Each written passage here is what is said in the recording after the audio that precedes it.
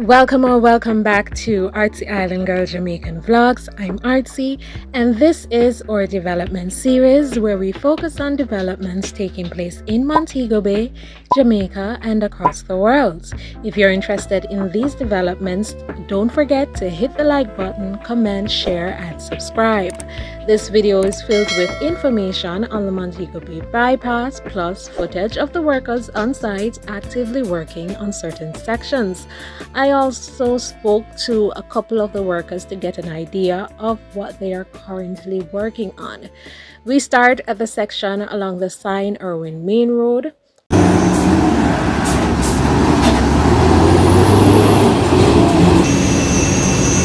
Let's dip into a brief run through of the road network currently being constructed.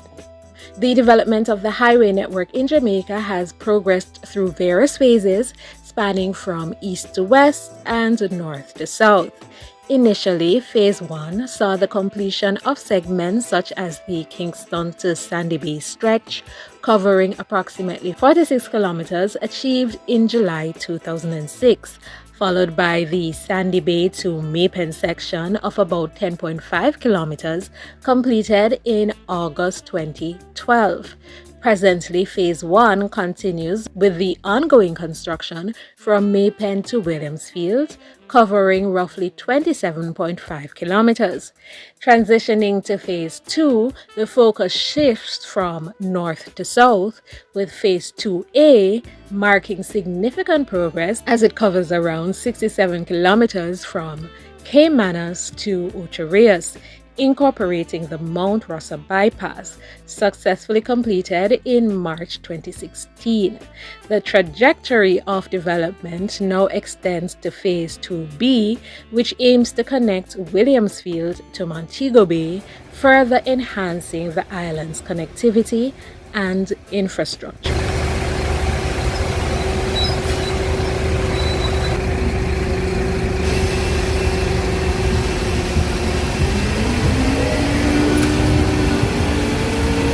Currently, extensive work is being done on the columns for the bridge. These 3 columns are closer to the road, as you can tell, and I was concerned about the proximity, but apparently the roadway will be extended.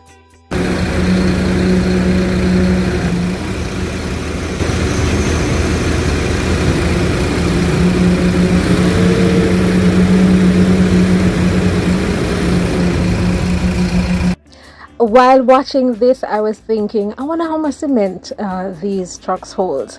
And so, of course, I had to do some research for you guys.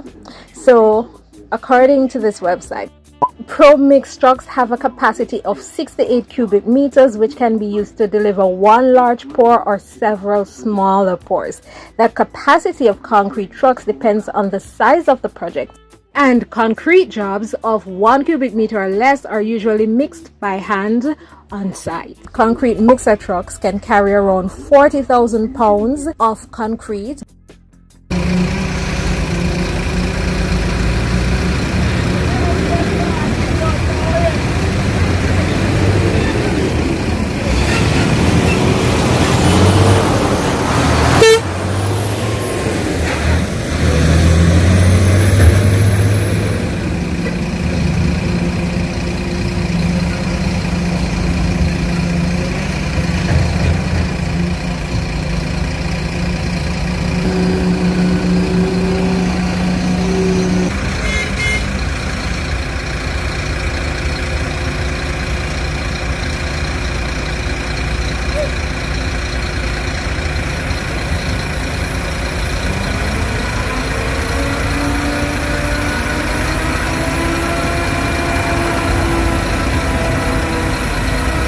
Let's learn a bit more about the project while watching. This is also a reminder to some who have not yet watched my playlist or video compilation that does a full breakdown of all this information.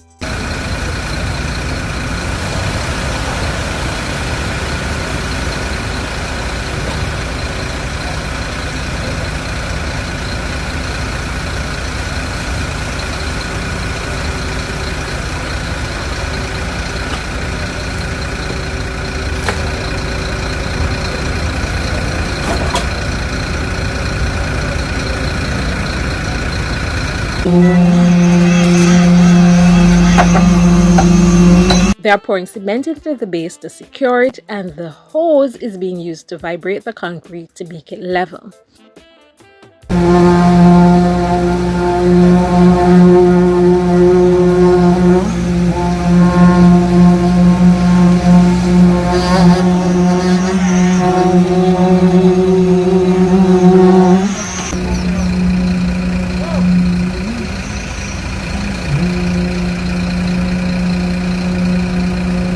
The project seeks to alleviate congestion in Montego Bay's central business district, spur economic growth, and enhance infrastructure serving St. James Parish and neighboring regions. It's a top priority development initiative for Jamaica, utilizing the design-build approach. Montego Bay Bypass. The Montego Bay Bypass Road will begin at the intersection of Alice Eldemara Drive and Howard Cook Highway. It will proceed west and then south around the sewage ponds. It will cross Bogue Road at Temple Gallery Road and use the Temple Gallery Road alignment. The alignment will cross Fairfield and follow the west side of the Montego River to the vicinity of Irwin Road. The Montego Bay Bypass will cross the Montego River and turn north and pass east at Cornwall Courts and east at Salt Spring. It will intersect the North Coast Highway in Ironshore.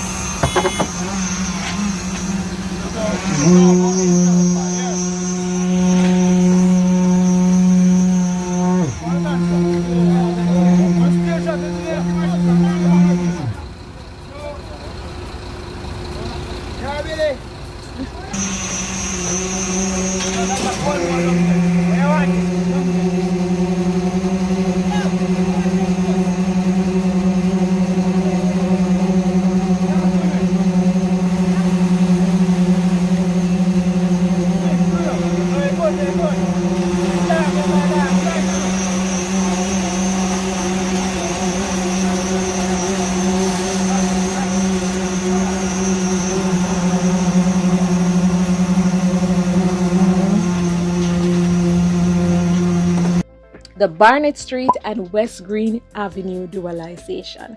Barnett Street improvements is the dualization of over 1 kilometer of existing two-lane road section from the intersection of Westgreen and Fairfield Road in a northerly direction, ending at Cottage Road. The proposed works will involve the construction of an additional two-lane bridge over the Montego Bay River in the vicinity of the Westgate Shopping Center. Westgreen Avenue improvement is the dualization of 0.82 kilometers existing link road between Howard Cook Boulevard and the Bogue Road at the Fairfield Road intersection. The construction will result in the removal of the existing roundabouts and the creation of signalized intersections, construction of sidewalks, concrete median barrier, and drainage improvement.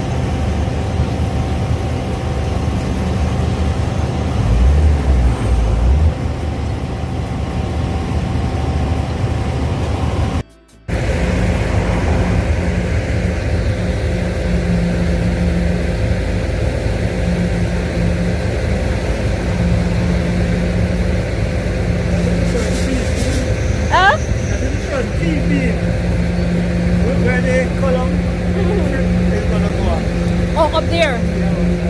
Oh, that one that has the blue thing? Yeah. Oh. And when you go up here, you can look down and you see all the operation down there.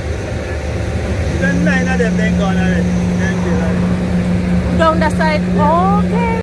the Long Hill Bypass. This segment will construct 10.5 kilometers of rural arterial highway featuring climbing lanes and escape ramps, linking the Montpelier intersection to Temple Gallery Road, starting near Bogue Village and Montego Bay West Village housing estates.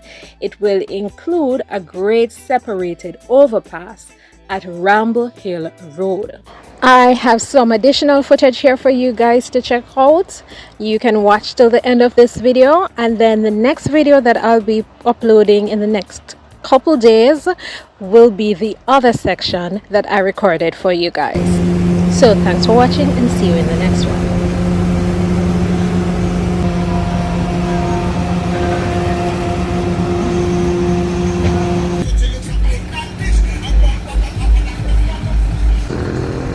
What am I doing over there, so? See him over there. I go great. So you see a pulley and then a V-shaped thing, but the bottom of the V, no V, a V, yeah, upside down V, and it has some iron diagonal grate like thing attached to it, and I think that's what they're resting up there. Welcome back to Artsy Island Girl Jamaican Vlogs. I'm Artsy, and this is our development series where we focus on developments taking place in Montego Bay, Jamaica, and across the world. If you're interested in these types of videos, don't forget to hit the like button, comment, share, and subscribe. Now let's get into it. Number 1.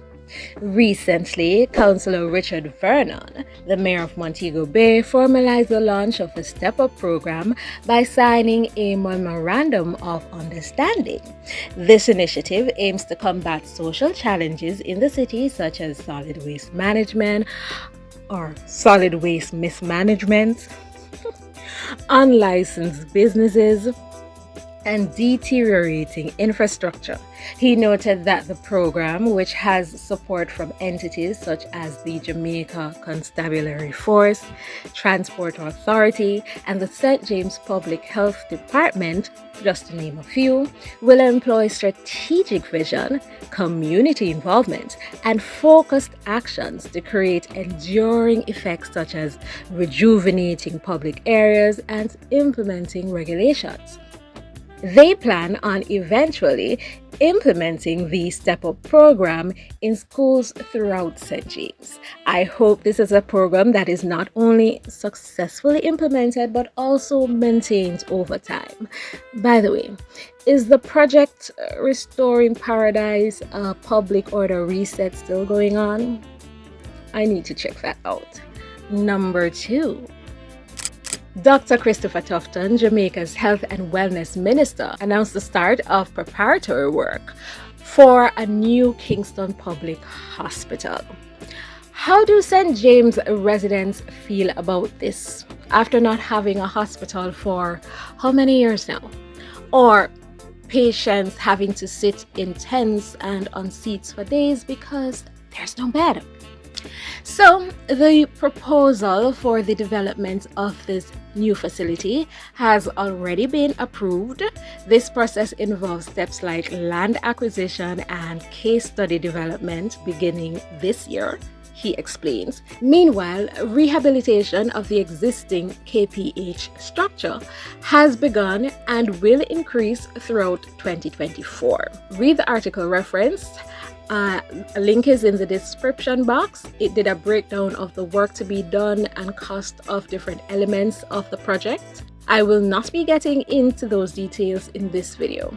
The following is just a summary. Read the article linked in the description box for greater detail. Now, according to this article, Dr. Christopher Tufton announced that the final stages of the Cornwall Regional Hospital's rehabilitation have been finalized. The holdup was attributed to deciding on both interior and exterior aesthetics. Contractors are moving forward, and a team including CRH's Senior Medical Officer Dr. Derek Harvey is assessing medical equipment in China for the hospital. Phased handovers will start by year end with completion expected in 30 months. Phase 3 includes the dietary department, server room, and medical records completion, followed by professional services and full medical layout across all floors, with an emphasis on low maintenance materials for better infection and noise control. A landscape architect will design the hospital's wellness-themed compound. Updates on the Western Children and Adolescents Hospital indicate it will be operational by May 2025. CRH and WCAH will share resources and provide over 700 beds. The project is expected to employ over 4,000 people and reduce emergency airlift transfers by enabling CRH to handle such cases locally. Does this make you feel more confident that the hospital will be completed soon, despite the fact that over the years the project has been experiencing many delays? Let me know what you think in the comments. Number 3.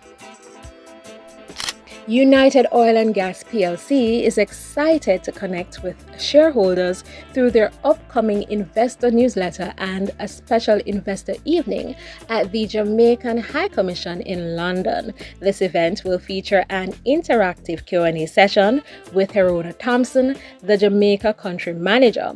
The evening promises an engaging presentation from the CEO, followed by a Q&A and a networking reception.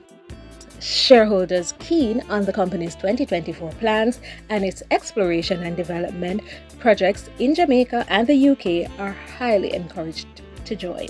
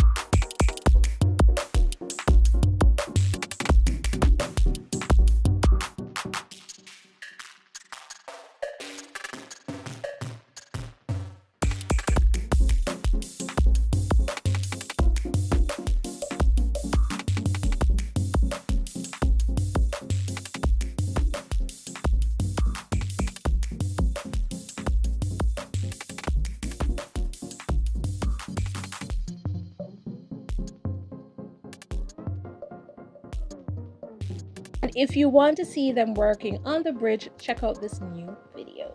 Peace out.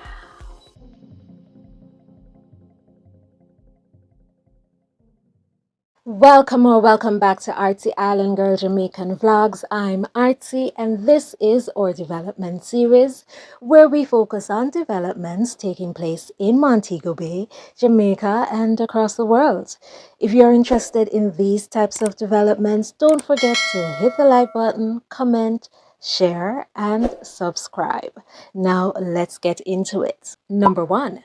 Montego Bay Mayor Councillor Richard Vernon has announced that the St. James Municipal Corporation will reject any plans for public buildings that fail to provide accessibility for people with disabilities.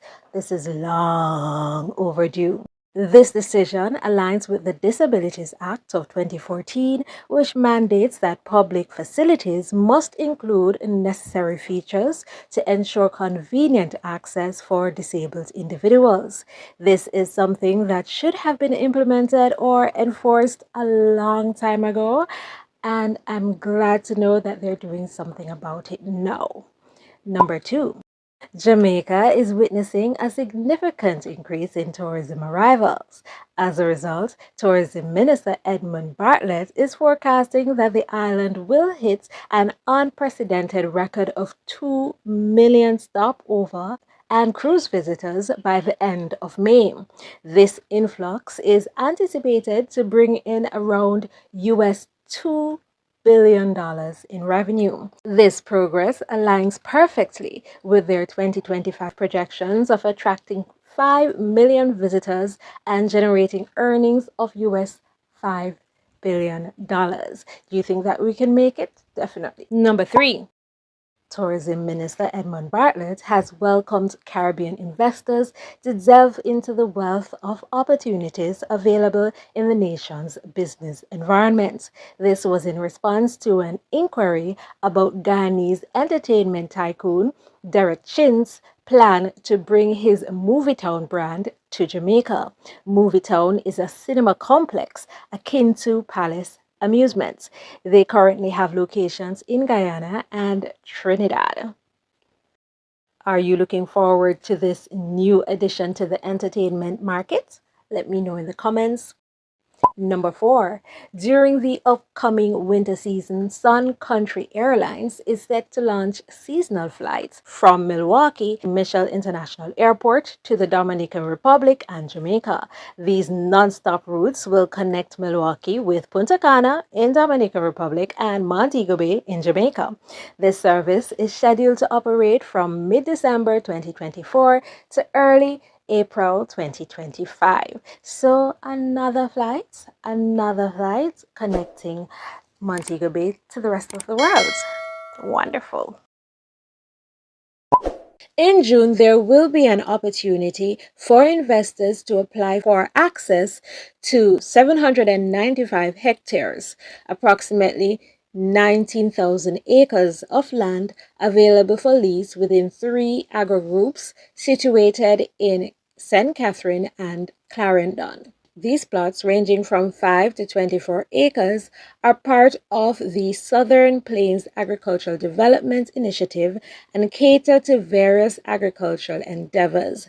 Specifically, the land is located at Amity Hall and Ridgepen in St. Catherine, as well as, I can't pronounce that word, in Clarendon, with a quarter of the total acreage designated for youth, women, and individuals with disabilities. If you want more information, you can check out this article linked in the description box.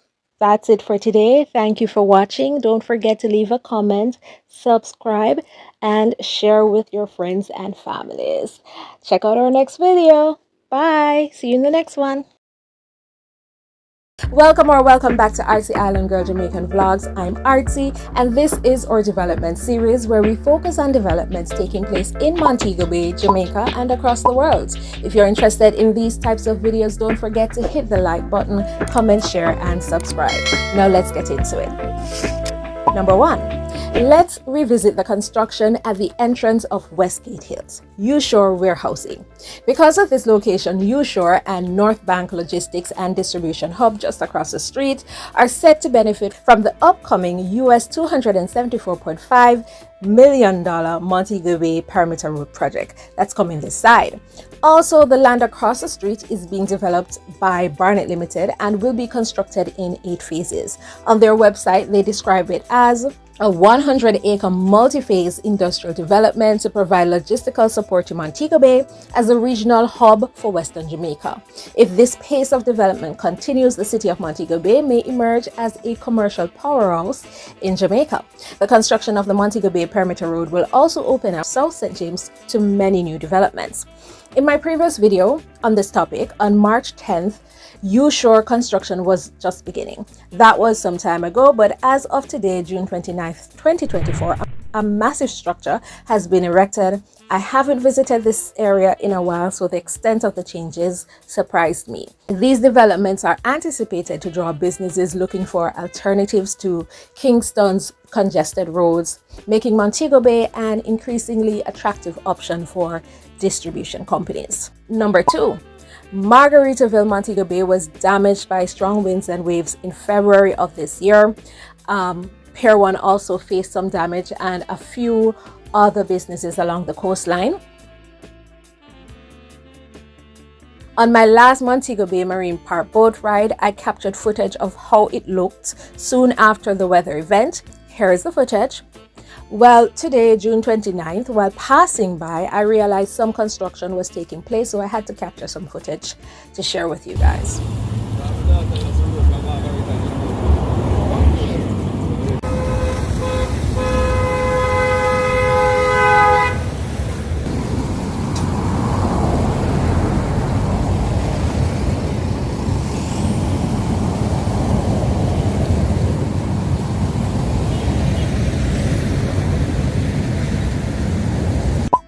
Number 3, I also stopped by Sangster International Airport to have a look at construction I noticed early in the year. They're apparently extending the car park. There was a lot of congestion and traffic around this area. As you can see, the airport is pretty busy.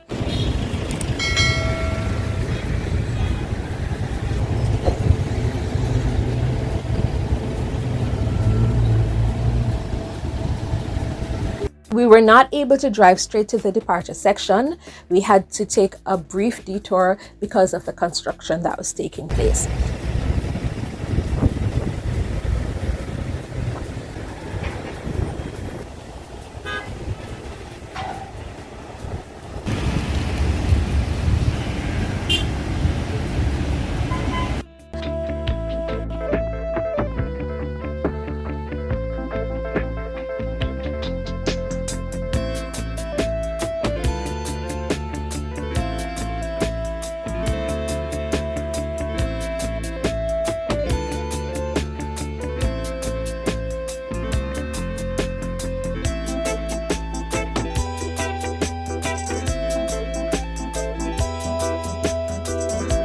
If you're interested in learning more about the updates on Jamaica's Vision 2030 plan, watch this video.